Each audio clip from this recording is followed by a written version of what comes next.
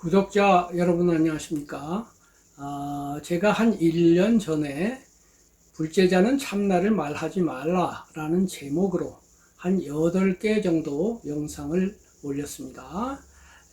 그 영상에서 저는 불제자는 참나를 말하지 마라 이겁니다. 참나라든가 진나라든가 이거를 불교 밖에서 힌두교인이라든가 다른 종교인이라든가 요즘은 불교라고나 할까요? 불교 비슷하기는 합니다만은 정확하게는 불교가 아닌 그런 명상을 하는 분들, 그런 부류 사람들이 참나를 말하는 것은 말하지 않겠다. 거기에 대해서 나는 시비 안 건다. 하지만은 불교인은 참나를 말하면 안 된다. 왜냐하면은 부처님께서는 참나와 반대되는 무아를 설하셨기 때문이지요. 그런데 두 가지 경우가 있어요. 하나는 불교인이 아닌데 불교를 언급하는 그런 분들이 있죠.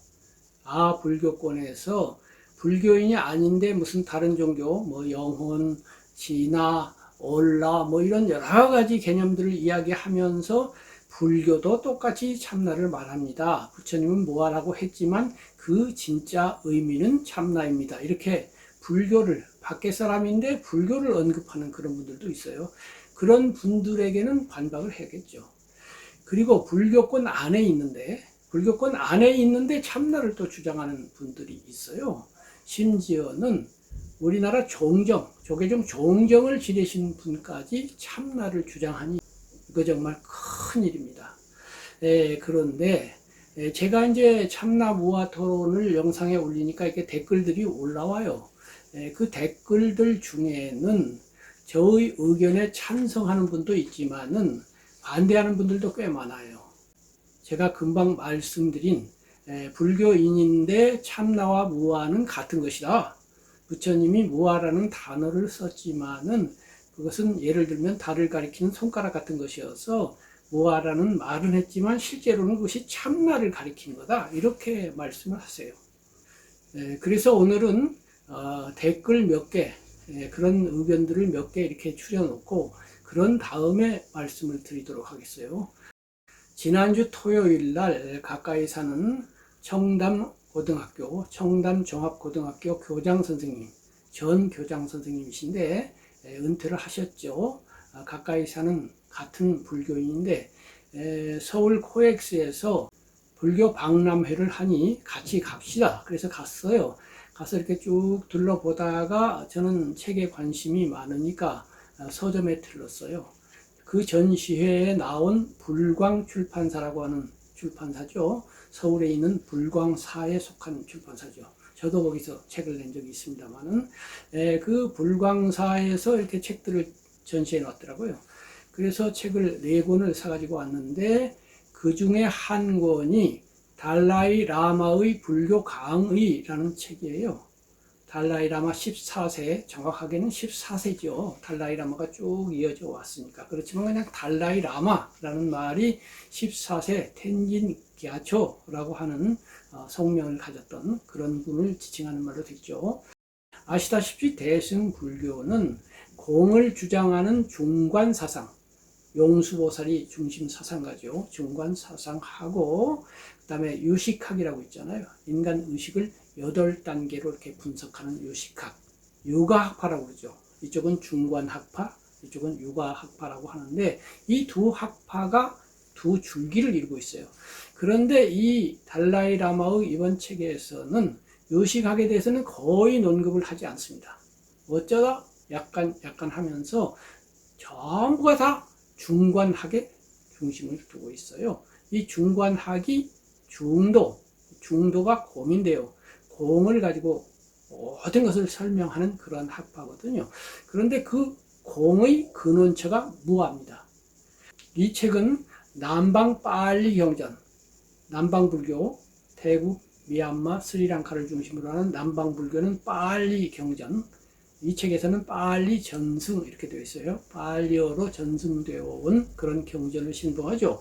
북방에서는 산스크리트 전통인데 그것이 한문으로도 번역이 되고 티벳어로도 번역이 되어서 대장경은 세 가지가 있죠. 빨리 대장경, 한역 대장경, 그리고 티벳 대장경. 티벳 대장경하고 한역 대장경은 거의 같습니다. 다만 티벳 대장경은 대승불교 후기까지를 다 포함하기 때문에 밀교계 경전, 그것이 더 있어서 더 풍부하죠. 어쨌든 간에 북방으로 전해온 티벳과 중국, 우리나라, 일본, 대만 이쪽 불교는 다 산스크리트 전통이죠. 그래서 이제 이 두 전승을 빨리 전승, 산스크리트 전승 이렇게 해요. 원래 이쪽에서는 대승소승이라고 그래가지고 저쪽을 소승, 이쪽을 대승 이렇게 하시는 분들도 많고 경전에도 대승소승 이야기가 많이 나오지만은 이 책의 원 제목에서 보이듯이 하나의 스승, 한 분의 스승, 석가모니 부처님, 그런데 그 밑에서 갈라진 여러 종파들 이렇게 되어 있으니까 그런 종파들의 다른 점도 보여주지만은 그래도 한 스승 밑에서 같은 불교 아니냐. 그러니까 상대방을 공격한다든가 다른 종파를 폄하한다든가 이렇게 하면 안 된다. 서로 협력하면서 발전해 나가자 이런 취지로 쓰여져 있기 때문에 소승, 대승 이런 말은 안 나오고 남방 전통은 빨리 전승, 북방 전통은 산스크리트 전통 이렇게 소개를 하고 있어요. 그래서 남방 빨리 전승에서 무아라고 되어 있는 것이 산스크리트 전통으로 오면 공 이렇게 됩니다. 그리고 그것은 같은 뜻이에요. 원 취지는 같아요. 그리고 그 근거에 연기가 있다. 이것이 달라이 라마의 불교 이해이고 사실은 달라이 라마가 아니라도 불교를 조금 깊이 있게 전문적으로 연구하는 100이면 100 모든 사람이 동의하는 내용입니다. 그런데 거기다 대고 뭐 무아가 곧 진하다 이런 소리 하면 안 되죠. 그렇긴 합니다만 아직도 그런 오류가 많은데 차츰 정리가 되어서 앞으로 한 10년이나 20년쯤 지나면 그런 소리 하시는 분들은 다 사라질 거예요. 무아가 곧 진하다 이런 소리 다 사라질 겁니다. 적어도 불교계에서는요. 왜 그러냐면은 제가 불교를 공부하던 초기 한 30년 40년 전과 지금만 해도 정보가 굉장히 많이 유통이 되면서 그때 몰랐던 것들이 많이 지금 알려져 있거든요. 그러니까 10년 20년 지나면 이런 달라이 라마의 불교 이해법 같은 것들이 더 널리 알려질 것이고 정확한 이해는 부정확한 이해를 쳐부수게 돼 있거든요. 그래서 정리가 될 겁니다. 그렇지만 현재 수준에서도 정리가 필요하기 때문에 제가 아까 처음으로 돌아가서 댓글 몇 개를 읽어 드리고 달라이 라마가 이 책에서 무아와 공을 어떻게 말씀하고 계시는지 제가 일일이 이렇게 채록을 했어요. 책에서 이렇게 뽑았어요. 뽑았더니 무아와 공이란 단어가 수백 번이나 나옵니다. 한두 번 나오는 게 아니라 수백 번, 거의 한 페이지 넘기면 또 나오고 한 페이지 넘기면 또 나오고 이럴 정도에 가까워요. 진화라는 말은 단 한 번도 안 나옵니다. 그리고 무아가 진화에 해당되는, 힌두교에서는 진화를 아트만이라고 하잖아요. 그리고 부처님 당시에는 아트만이 아따였거든요. 그래서 무아가 아따와 아트만을 부정하는 것이다 하고 명백하게 말씀하고 계십니다. 이것은 달라이 라마가 말씀하시지 않더라도 너무나 명백한 사실이에요. 어쨌건 간에 먼저 댓글 몇 개 읽어보겠습니다. 먼저 저를 지지하는 분 이야기를 들어보겠어요. 김효종이라는 분의 댓글입니다. 교수님 강의 잘 듣고 있습니다. 명쾌하고 논리 정연한 내용들에 마음이 뻥 뚫립니다. 무아와 참나의 내용은 늘 헷갈리게 하는 내용입니다. 연기론적으로 모든 것이 무자성임은 알겠는데 종교 일반의 초월적 존재에 대한 기대는 떨치기 어려운 점이 있어요. 바로 이거죠. 잘 지적하셨어요. 참나, 영혼, 또 그와 비슷하게 우리 육체를 부정하고 이 안에 진짜 형이상학적인 것이 있다. 혹은 이 우주에 형이상학적인 것이 있다. 그것을 신이라고 한다.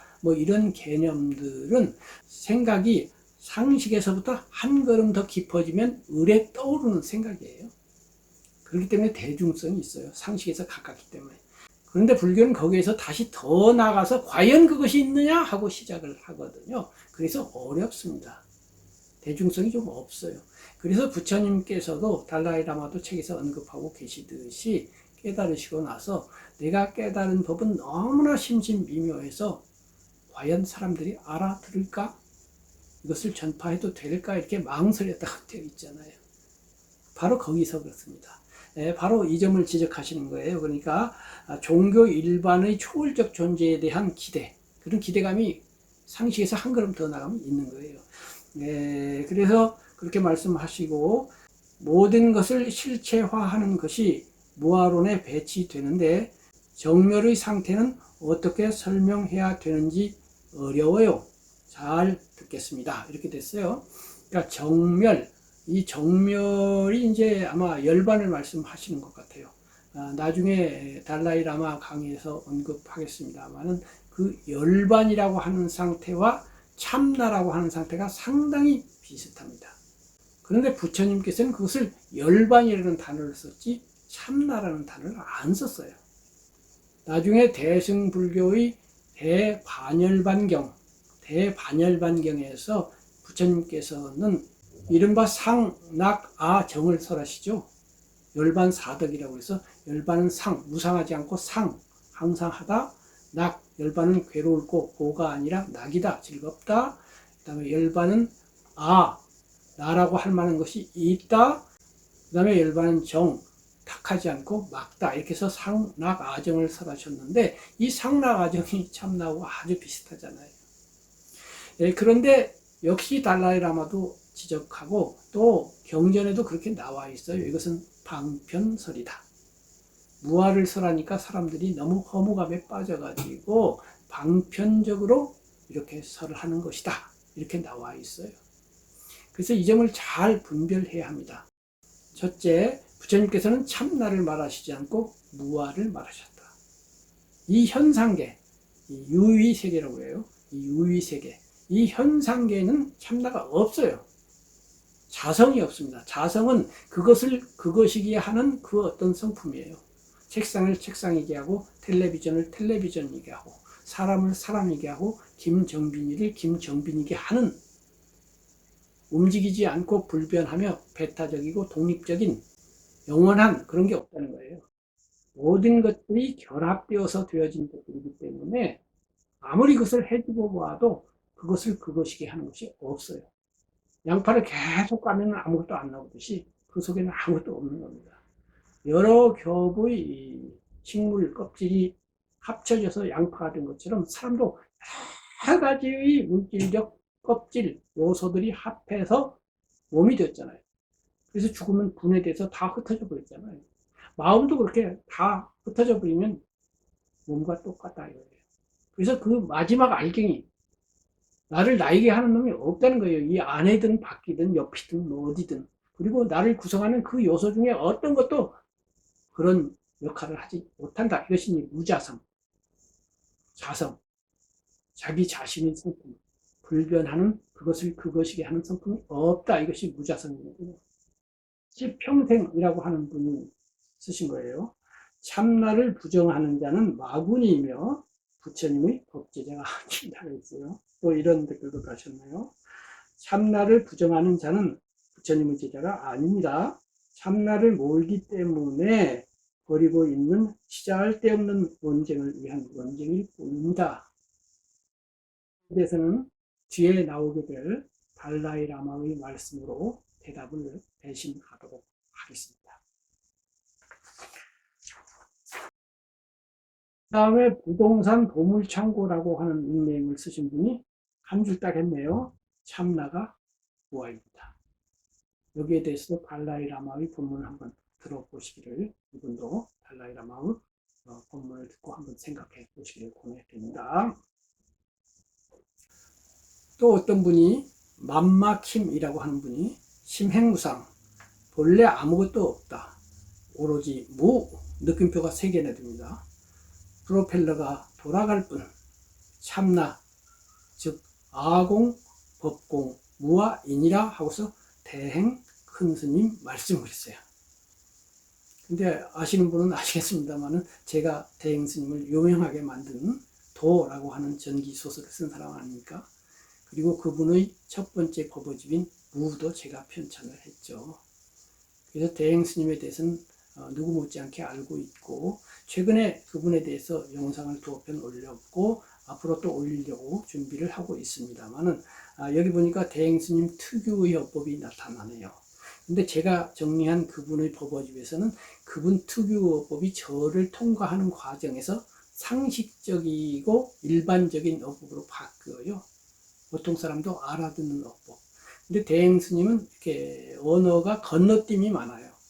1, 2, 3, 4, 5 이러면 알아듣겠는데 1, 2, 7, 35 이렇게 건너뛰어요. 이 건너뛰임이 보기에 따라서는 그 선사님들이 그렇잖아요. 불법이 무엇입니까? 뜰 앞에 잣나무 뭐 이런 식이죠. 그렇게 선사의 어법처럼 들릴 때도 있어요.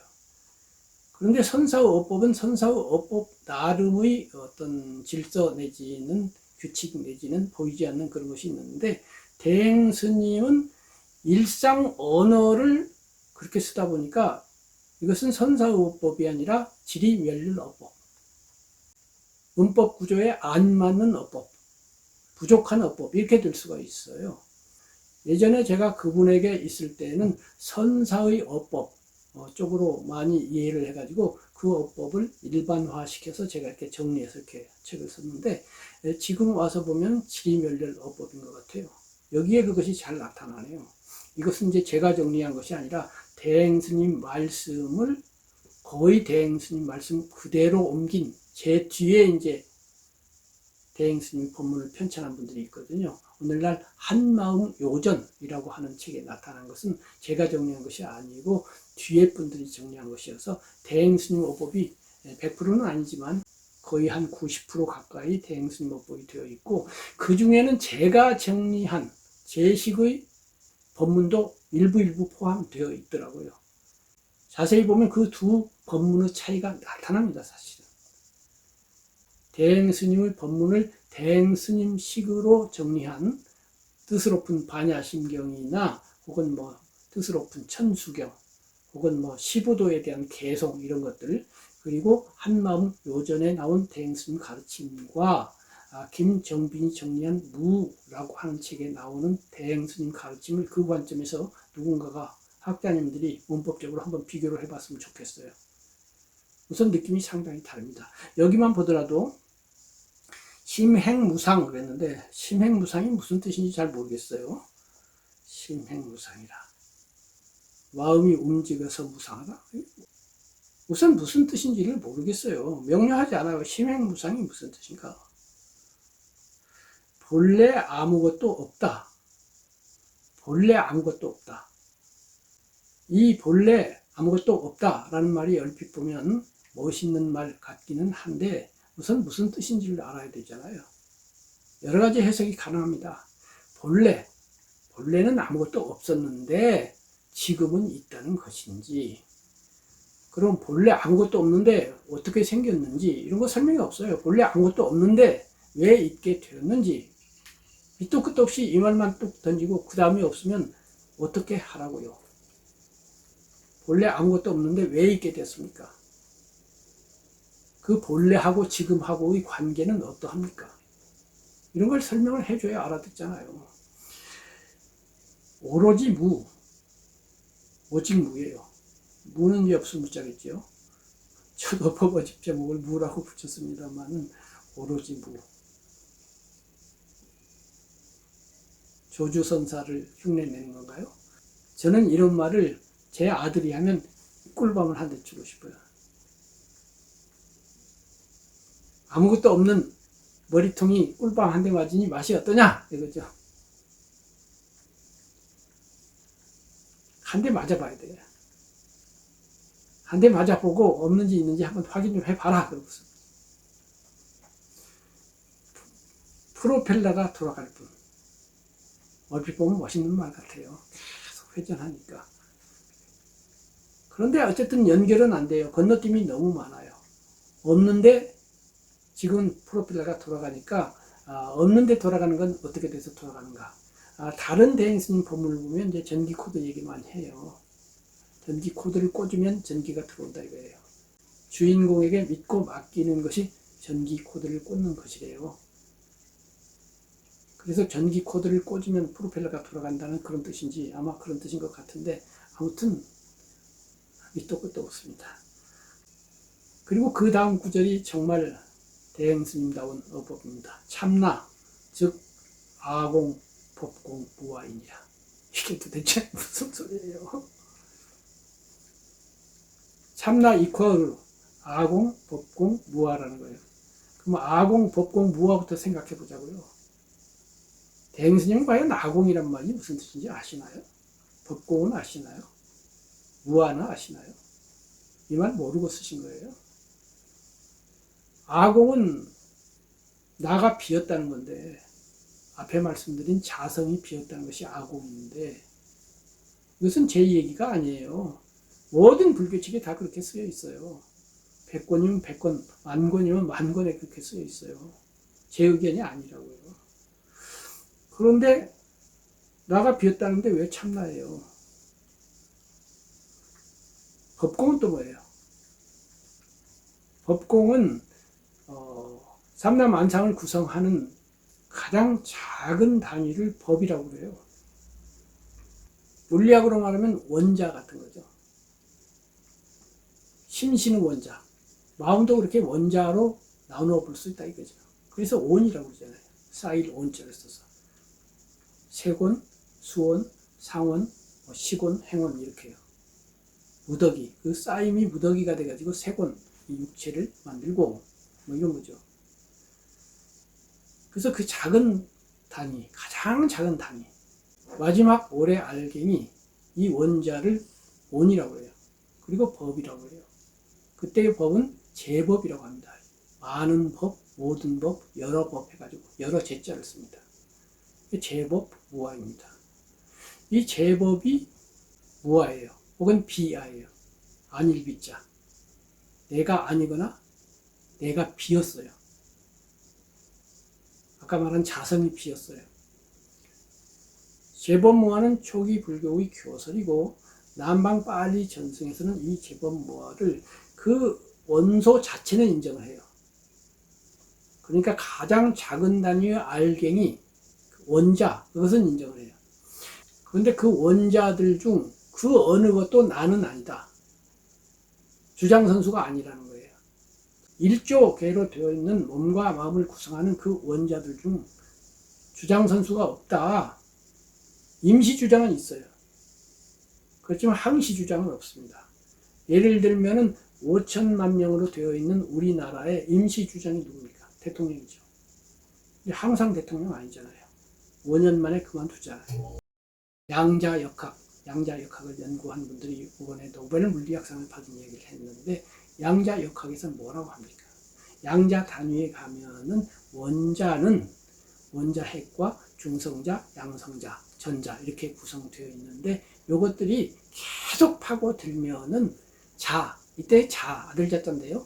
자라고 하는 것은 원자든 양자든 알갱이라는 거예요. 모래알 같은 알갱이라는 것인데, 이번에 노벨상 받은 분들이 연구한 단위로 가면은 양자는 양자 도약 수준으로 가면은 양자가 아들자자 알갱이가 아니고 파동이에요.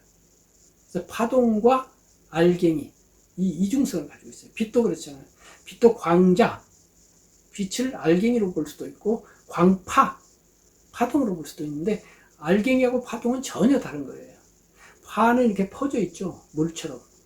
소리가 공기라고 하는 매질을 통해서 이렇게 파를 이루면서 가잖아요. 이렇게 매질이 공기가 퍼져 있고 물이 퍼져 있어요. 그래서 물 위에서 파동을 일으키면서 가죠. 파는 퍼져 있는 상태를 전제로 해서 생기는 것인데, 알갱이는 그렇지 않죠. 공을 물에다 던지거나 공을 공기 속으로 던지면 알갱이는 개체성을 유지하면서 그대로 직진하잖아요. 그러면 빛이라고 하는 놈은 알갱이성으로 달려오기도 하고 파로 오기도 해요. 이상한 이중성이죠. 그런데 이 양자 세계에서의 소립자, 아주 작은 알갱이들이 그렇다는 겁니다. 알갱이이면서 파이기도 하다는 겁니다. 이것이 대승에서 말하는 공과 굉장히 유사합니다. 인간을 구성하는 물질도 그렇지만 마음의 가장 작은 알갱이, 원자라고 볼 수 있는 그것도 계속 나눠보니까 알갱이성이 상실되더라. 초기 불교 내지는 남방 불교에서는 그 알갱이 중 어떤 것도 주인이 아니다. 이렇게 됐는데 대승불교 공사상 중관학파에서는 그 알갱이성 자체도 부정된다. 자성이 인정되지 않는다. 이렇게 된 거예요. 이것이 법공인데 대행스님 말씀은 참나 즉 아공 법공 무아이다. 이게 무슨 뜻입니까 도대체? 이게 참나하고 어떻게 이퀄 관계가 될 수 있습니까? 이게 선문답으로서의 초월적 언어일까요? 아니면 지리별렬 언어일까요? 여러분이 판단해 보시기 바랍니다. 그리고 그 뒤에 또 한 분이 이렇게 물어봤어요. 써은이라는 분인데 대행스님의 주인공의 맡김은 외도인가요? 사실 주인공은 참나의 일종입니다. 그런데 이제 참나의 근원을 쭉 거슬러 올라가면은 힌두교의 아트만, 그 전 단계로 가면 부처님 당시로 가면 아따 이거거든요. 근데 아따와 아트만은 힌두교 나름의 깊은 철학적인 그 세계가 있습니다. 수많은 설명법이 있어요. 그런데 주인공은 그런 철학적 배경이 전혀 없습니다. 그냥 옛 선사 중에 한 분이 아침 저녁으로 주인공아 하고 자기 자신에게 물어봤다. 그러니까 반 페이지짜리 3분의 1페이지짜리 글이 하나 있을 뿐이지 아무런 철학적 배경이 없습니다. 물론 현재 한마음 선언에 적을 두고 있는 교수님들이나 연구자들, 주인공 연구자들 혹은 대행선 연구자들은 주인공을 대승불교의 열애장 사상 연결짓고 있습니다만은 그것이 방편설이라고 하는 것은 지금부터 읽어드릴 달라이 라마님의 그 법문 마지막 부분에 나옵니다. 달라이 라마의 불교 강의 421쪽을 한번 읽어보겠습니다.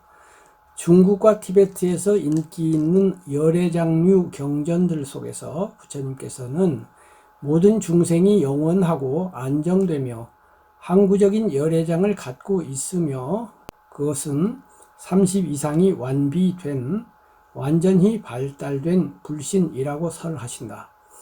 어떤 사람들은 이 법문을 문자 그대로 해석하지만 중관학파는 그에 동의하지 않는다. 그들은 이렇게 묻는다. 만일 현재 상태의 우리 안에 부처가 존재한다면 우리는 무지한 부처들인가? 만일 우리가 영원하고 안정되고 항구적인 본질을 갖고 있다면 그것은 무아와 모순된다. 오히려 그것은 비불교도들이 주장하는 자아와 비슷하지 않은가? 이와 동일한 의심을 능가경에서 마하마따가 표현했다. 열애장은 본래적으로 밝게 빛나고 처음부터 완전히 청정하다고 한다. 그 열애장이 30 이상을 갖춘 상태로 모든 중생의 신체 속에서 존재한다면 더러운 천으로 감싼 보석처럼 원들, 구성 요소들, 근들 속에 감싸여 있는 영구적이고 안정되고 항구적인 그것은 비불교도들이 주장하는 자아와 어떻게 다릅니까? 중관학파는 이렇게 대답한다. 정신적으로 미성숙한 어떤 사람들은 무아와 공성의 개념을 듣고 두려워한다. 그들은 무아를 아무것도 존재하지 않는다는 뜻이라고 잘못 생각하고서 공성을 깨달으면 자신들이 존재하지 않게 될까봐 겁을 내는 것이다.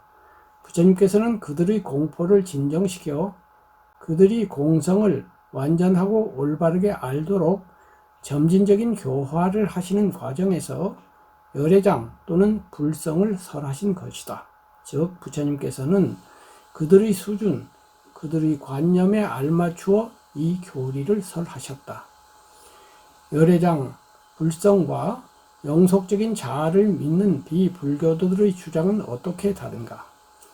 영속적인 본질로서의 열애장이나 불성은 반야류 경전들에 표현된 공성 교리와 모순되고 추론에 의해서 반박된다. 공성은 모든 중생 속에 차별 없이 존재한다. 그런 의미에서 부처가 즉 불성이 거기에 있다고 말할 수는 있다. 하지만 중생에게 실제의 부처는 없다. 마음의 궁극적 본성이 공성이라는 점에서는 부처와 중생이 유사하지만 한편은 궁극적 본성을 깨달은 분의 마음이고 다른 하나는 아직 그것을 깨닫지 못한 오염된 마음이다. 부처님께서는 대답하신다.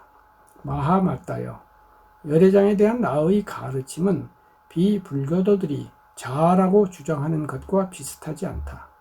열애는 미성숙한 중생들이 무아로 인한 두려움을 버릴 수 있도록 공성, 완전한 청정의 끝, 열반, 만들어지지 않는 것, 무생이죠. 무상, 무원 등의 뜻을 가진 열애장을 제시한다.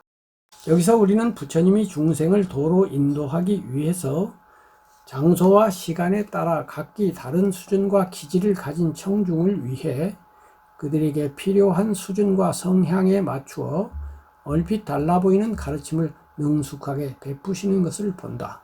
우리는 그 가르침에 대해서 깊이 생각하고 추론하여 그 가르침의 명확한 의미를 분별하기 위해서 경전들과 주석서들을 폭넓게 읽어야 한다. 불성과 열애장에 대해서 배우는 목적은 마음에 본질적으로 결함이 있는 것이 아니라는 것, 완벽하게 될 수 있다는 것, 마음의 그런 측면이 이미 존재하고 있으며 오염된 마음을 정화시킴으로써 마음을 완전하게 할 수 있다는 것을 이해하는 것이다. 이것을 이해하면 우리의 불성 또는 열애장 마음을 깨닫는 수행을 하는 데 있어서 큰 확신과 힘을 얻게 된다. 열애장이라는 것은 방편설이고 진짜 부처님의 가르침은 무하다. 이것을 명백하게 달라이 라마가 말씀하고 계십니다. 그것을 참고해 주시기